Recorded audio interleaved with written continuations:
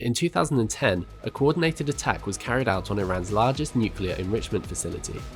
Causing widespread damage, the attack destroyed over 900 centrifuges and severely impacted the local power grid.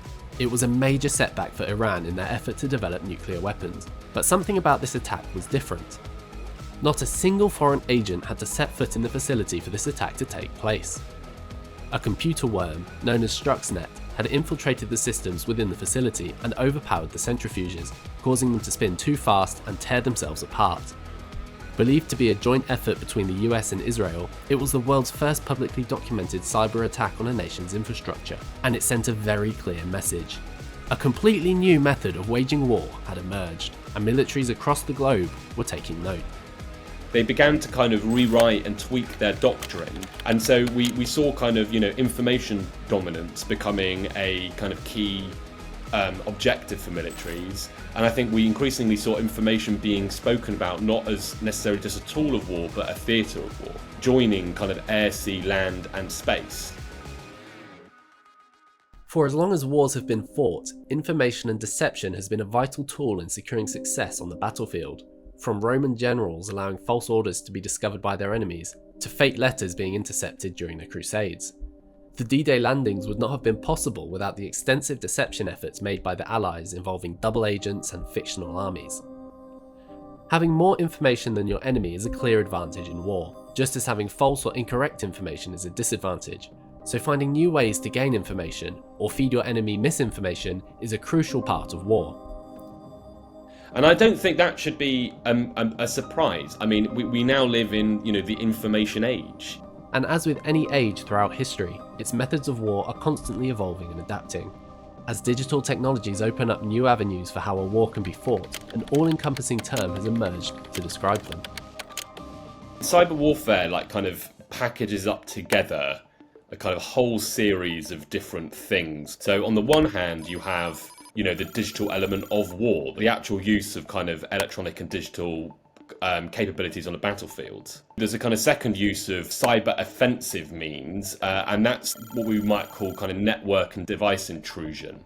This might be a state or intelligence agency hacking into phones or lurking in networks, critical national infrastructure, power plants. The most mysterious and maybe the most all-encompassing and the widest though is yet another category. And that's to do with information warfare as a way of achieving behavioural and attitudinal outcomes through persuasion and through influence. Kind of changing the information environment that you and I live in order to, and this is where it's consistent with the other means, also achieve effects. So to get you to behave in certain ways or to get you to think in certain ways. In Ukraine, the cyber front is arguably just as critical as the fighting on the ground and in the air. However, unlike traditional kinetic warfare, the effects of which can be seen and felt, the information war in Ukraine is shrouded in mystery and uncertainty. Where a physical attack can sometimes be anticipated based on troop movements or warning systems, a cyber attack can happen at any second and in certain cases might never be detected at all. Like many states, Russia has constructed a kind of cyber offensive capability, and certainly after 2014, and I'm sure many Ukrainians will say much before that, we saw a whole series of kind of attacks, cyber attacks, crossing the border into Ukraine. We do know that they were attacking critical national infrastructure in Ukraine. We know they were attacking, say, its power delivery systems, its telephony networks. I'm sure things to do with civic and municipal systems as well. And all of it, I guess broadly, was trying to kind of increase kind of the pressure and costs on the Ukrainian state. 1 week before Russia launched its invasion into Ukraine, Ukraine reported an attack on their defense ministry and banking servers, claiming it to be the largest attack of its kind so far. It took government websites offline, and users of the state-owned private bank reported having trouble making payments and issues with their online banking apps. Russia denied any involvement in the attack, whilst a spokesperson for Ukraine was quick to point the finger at Moscow. It's the kind of thing you could see a state doing in order to kind of engender reputation embarrassment, sense of panic, sense of fear, sense of foreboding, sense of vulnerability. The method used was a DDoS attack, which is where a huge amount of requests from thousands of devices are submitted to a website all at once. This overwhelms the site, so it's then not able to service any legitimate requests. essentially shutting down the website until the attack can be repelled. As they're coming into the Ukrainian internet, there might be attempts to kind of systematically identify those and just turn them off or reroute them somewhere else. At the same time, obviously, the DDoS attackers will be trying to camouflage all of this by trying to make them appear less obviously malign or less obviously all coming from the same place. So it's a kind of strange game of kind of digital or cyber cat and mouse happening. You know, new methods of attack, new methods of defense, constantly in a kind of shifting, reciprocal kind of arms race. The attack went on for nearly 24 hours before eventually being shut down by Ukrainian cyber defense workers. The head of Ukraine's cyber defense department said the attack likely cost millions of dollars to execute. For a nation state, this probably isn't particularly expensive. I mean, this is probably the kind of cost of what, 1 BMP? Obviously, a few million isn't very much for a state military. It's certainly not very much for a state like Russia.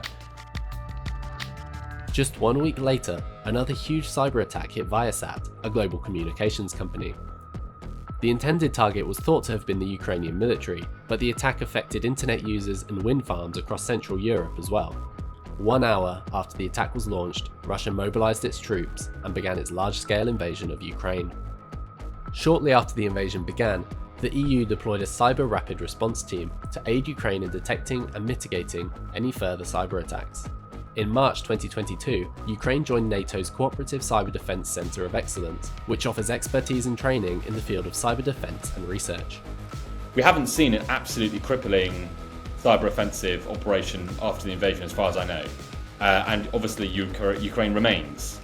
I wonder whether it's when we have enough space and time and we look back, we'll kind of see a DDoS attack a week before the invasion to actually be an indication of weakness rather than strength, and a kind of somewhere on a kind of, you know, downward arc in terms of Russia's threat potential.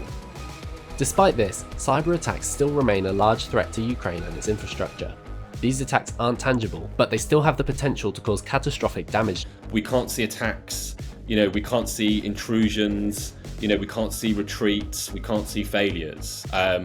You know, we can't, it's not kinetic, of course, so we can't see kind of charred and burning tank carcasses or dragon's teeth or trenches or bunkers. For the rest of us, you know, this is probably going to have to remain, you know, a kind of deeply mysterious thing that's kind of swirling around our ears, as much as it is something that we can sometimes make guesses at and sometimes look at individual examples of.